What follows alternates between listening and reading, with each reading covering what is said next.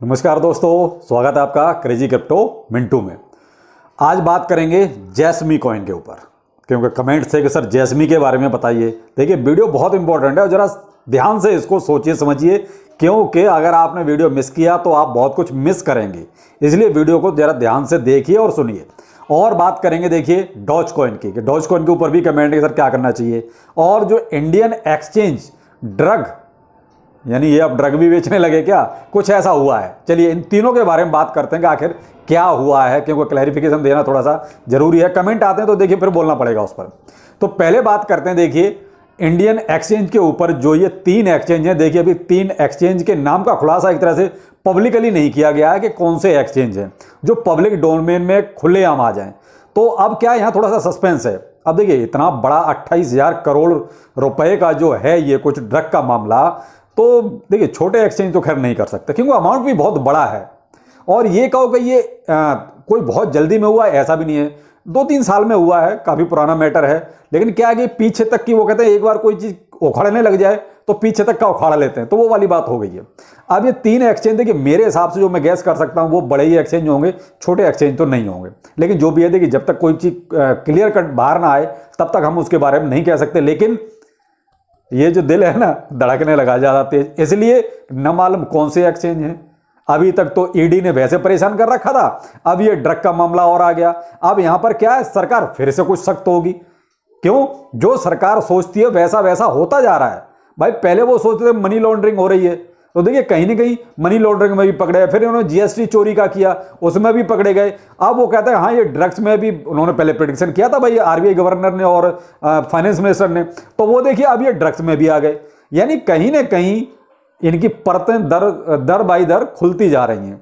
तो कहीं ना कहीं सरकार अपनी जगह पर वो कहते हैं कि सही होती जा रही है। अब तक तो यही सोचते थे ना कि शायद ऐसा नहीं है, लेकिन क्या है कि यहाँ ब्लॉकचेन का गलत यूज किया गया है। ये बात कहीं ना कहीं अब माननी पड़ेगी कि जो अपने इंडियन एक्सचेंज हैं वो खैर सभी जगह करते होंगे, ऐसी बात नहीं है।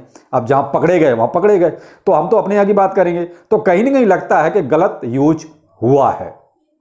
अब हुआ है तो भाई भुगतना भी पड़ेगा। लेकिन भुगतना क्या पड़ेगा, भुगतना तो हमें पड़ेगा, आपको पड़ेगा। इनका क्या है भाई, बंद कर देंगे भाई, यही तो होगा। इससे ज्यादा क्या होगा? अगर सरकार ने कोई ज्यादा सख्ती करी तो फिर क्या होगा, एक्सचेंज अपने आप को बंद कर देंगे। बंद कर देंगे तो कौन मारा गया, हम और आप, इन्वेस्टर की ऐसी हो गई। तो ये है, अब देखते हैं ये एक्सचेंज कौन से हैं, नाम खुल के आते हैं उसके बाद ही, क्यों पब्लिक डोमेन में अभी खुलेआम नाम नहीं आए हैं। लेकिन मामला बड़ा है, छोटा नहीं है, 28,000 करोड़ का है। तो अब जो भी है देखिए, जो भी अपडेट आएगा मैं आपको आगे दूंगा। आते हैं डॉज कॉइन। देखिए साहब, डॉज कॉइन में मैं आपको रोज अपडेट दे ही रहा हूं, सिर्फ इसलिए दे रहा हूं कि आप कोई गलती ना कर बैठे। अब यहां पर देखिए क्या है, डॉज कॉइन एक ऐसा कॉइन है जिसका ना कोई टीए चलता है ना कोई फंडामेंटल चलता है। ये बात मैं आपको हर वीडियो में बोलता हूं। डॉज कॉइन का टीए फंडामेंटल जो कुछ है सब इलोन मस्क है। वो जैसे चलाएगा, जहां डॉज को बिठाएगा वहां बैठेगा, जहां खड़ा करेगा वहां खड़ा हो जाएगा। डॉज कॉइन केवल और केवल सब कुछ इलोन मस्क, आप ये मान लीजिए। तो इसके बारे में ये कहना बहुत ही, वो कहते हैं कि बचकानी बात हो जाएगी कि अब डॉज कॉइन यहां चले जाएगा या वहां से नीचे आ जाएगा। बिल्कुल नहीं साहब, डॉज कॉइन की प्रेडिक्शन करना भी कोई वो नहीं है, तुक नहीं बनता उसका कोई। आप डॉज कॉइन को अगर होल्ड करके बैठे हैं तो इलोन मस्क पर पूरे दिन और रात आप नजर रखिए, तभी आप डॉज कॉइन में कुछ हासिल कर सकते हैं। आप ये कहो कि डॉज कॉइन का कोई टीए करके बताएगा कि अब यहां से डॉज कॉइन वहां जाएगा या वहां से वहां जाएगा। भाई साहब, इलोन मस्क ने जिस टाइम जो भी ट्वीट कर दिया अगर, तो वो कहता है डॉज कॉइन इसका ही रॉकेट बन जाएगा।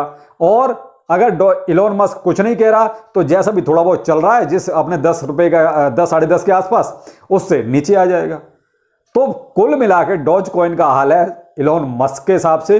तो आप कुछ मत कीजिए, केवल इलोन मस्क को कहता फॉलो करते रहिए, वो क्या करने वाला है या क्या हो रहा है, और डॉज कॉइन के प्राइस पर नजर रखिए। आपको लगता है कि डॉज कॉइन में कोई बड़ा क्रैश हो रहा है तो अपना प्रॉफिट उस हिसाब से बुक करते जाइए। आपको लगता है कि डॉज कॉइन ऊपर को जा रहा है तो होल्ड करके तमाशा देखते रहिए कि और ये कितना ऊपर जाएगा। तो आप केवल इतना कीजिए डॉज कॉइन में, और कुछ भी करने की जरूरत नहीं है। ठीक है, ये तो हो गए अब 2 आपके अपडेट, डॉज कॉइन का भी और इंडियन एक्सचेंज का भी। अब आते हैं सरदर्द पे। अब आप कहेंगे ये सरदर्द क्या, जैस्मी ये वो कॉइन है, चलिए मैं बाद में कहूंगा, लेकिन ये सरदर्द है। कुल मिला के पूरी तरीके से सरदर्द है। भाई बुरा मत मानना, जिनके पास जैस्मी है, मैं इसके खोलता हूं सारी चीजें, उसके बाद आपको शायद ये अपने आप समझ में आ जाएगा और बाद में फिर माफी भी आपसे मांगूंगा। जैस्मी कॉइन एक ऐसा कॉइन है जिसका यूज अगर मैं कहूं तो मुझे 1% भी समझ नहीं आया। देखो बहुत क्लियर कट, या तो ये कहो कि मैं जो समझा वो आपको समझा नहीं पा रहा, या ये कहो कि मुझे ही पल्ले नहीं पड़ी बात, कुछ भी समझ सकते हो। देखो बहुत क्लियर कट, मैं झूठ बोलने का कोई फायदा नहीं है। तो अब इसका जो मुझे यूज के समझ में आया वो केवल ये समझ में आया कि जो अपना डाटा है, एक तरह से डाटा डेमोक्रेसी, यानी हम किसी चीज का जैसे मान लो कोई सर्च कर रहे हैं कोई चीज, तो वहां पर आपका डाटा भी यूज किया जाता है ना, तो वो डाटा को सामने वाली कंपनी आपसे पूछेगी कि हम आपके डाटा को यूज करें या ना करें, तो उसकी आप परमिशन देते हैं या नहीं देते हैं। तो ये कुछ इस टाइप का सिस्टम है, जो सिस्टम ये कह रहे हैं कि आगे हम जो वेब 3 आने वाला है उसमें भी यूज करेंगे, लेकिन कैसे यूज करेंगे भाई, अपने पल्ले नहीं पड़ी बात बिल्कुल भी। और ये कहो कि इसका कोई और अदर यूज कुछ है, वो भी मुझे कहीं नहीं मिला, इसका कोई और इसके अलावा भी यूज है।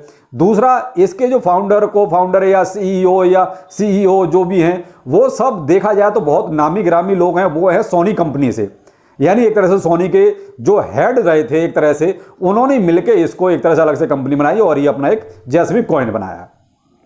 तो इस वजह से वो कुछ ज्यादा मशहूर हो गया। लेकिन इसका जो यूज है ना, वो भाई देखो मुझे नहीं पल्ले पड़ा बिल्कुल भी, 1% के इसका यूज आखिर किस तरीके से और उसका कितना यूज हो पाएगा, कितना उस बेस पे ये कॉइन ऊपर जाएगा। तो देखो मैं बहुत क्लियर बोलूं, आप इनके व्हाइट पेपर पे या इनके साइट पे जाके आप पढ़ लीजिए, अगर आपको कुछ समझ में आ जाए तो। मुझे बहुत ज्यादा कुछ इसमें पल्ले नहीं पड़ा, इसीलिए मैं आपसे कह रहा हूं कि हो सकता है ये मुझे ही समझ में नहीं आया, या हो सकता है कि मैं आपको समझा नहीं पा रहा। इतना उलझा हुआ इनका व्हाइट पेपर या साइट है कि कुछ भी आगे का पढ़ लो तो पीछे का भूल जाते हैं, पीछे का पढ़ लो तो आगे का भूल जाते हैं, इतना उलझा हुआ। और मैंने वो चीज नहीं देखी इसमें, और किसी को है इसमें तो देखी, लेकिन और किसी में नहीं देखी इतनी पजल करने वाली।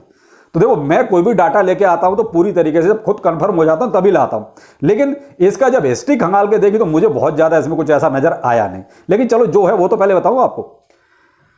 टोटल सप्लाई जो इसकी है वो है 50 बिलियन की, ठीक है जी। उसमें से सर्कुलेशन में 30 बिलियन। इनका जो अपना सिस्टम है, अपनी साइट है, वहां पर तो ये 30 बिलियन दिखाते हैं। यही चीज आप कॉइन मार्केट पर यार कॉइन गीको पर देखेंगे तो 4.7 बिलियन दिखाते हैं। अब ये सही है या ये सही है, किसको सही माने? तो इसके हिसाब से अगर देखा जाए तो भाई हम जो इन्होंने बोला है उसी को मान लेते हैं, यानी कि 30 बिलियन को मान लेते हैं, सर्कुलेशन में आ गई। 50 बिलियन टोटल है, ठीक है। अब इन्होंने 50 बिलियन का जो बंदर बांट किया वो अब बताता हूं क्या क्या किया है। 50 बिलियन में से इको सिस्टम फंड में गया आपका 24 बिलियन, ठीक है। इन्वेस्टर्स के लिए गया 13.5 बिलियन, कम्युनिटी में गया 10 बिलियन और इंसेंटिव प्रोग्राम्स में गया 2.5 बिलियन। यानी ये टोटल सारा मिला के कितना हो गया? 50 बिलियन। अब अपने पास कितना आया? कम्युनिटी के पास आया केवल 10 बिलियन। 10 बिलियन में हम सब हैं। ये इन्वेस्टर्स तो शायद इनके वो होंगे इन्वेस्टर जो फंडिंग में इन्होंने जो इस कॉइन के लिए फंडिंग की है, शायद ये इन्वेस्टर्स वो होंगे, क्योंकि पता नहीं है ये इन्वेस्टर कौन से हैं आखिर। लेकिन जो एक मैं आइडिया लगा हूं तो इन्वेस्टर ये वो हैं जिसने इन्होंने जैस्मी के लिए जो फंडिंग की है।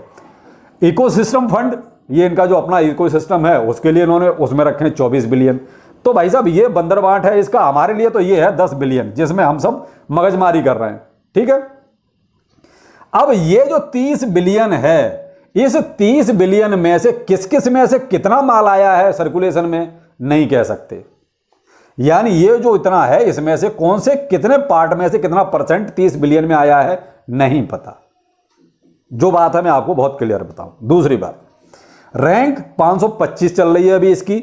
ऑल टाइम हाई इसका $4.99 में था और 349.8 INR में था, लगभग आप 350 रुपए मान लीजिए। ऑल टाइम हाई इसका। वहां से भाई साहब 99.9% आ चुका है नीचे। अब इसका और बॉटम मत ढूंढना भाई, इससे ज्यादा बॉटम क्या ढूंढोगे, क्योंकि ऑलरेडी 99.9% नीचे आ चुका है ऑल टाइम हाई से।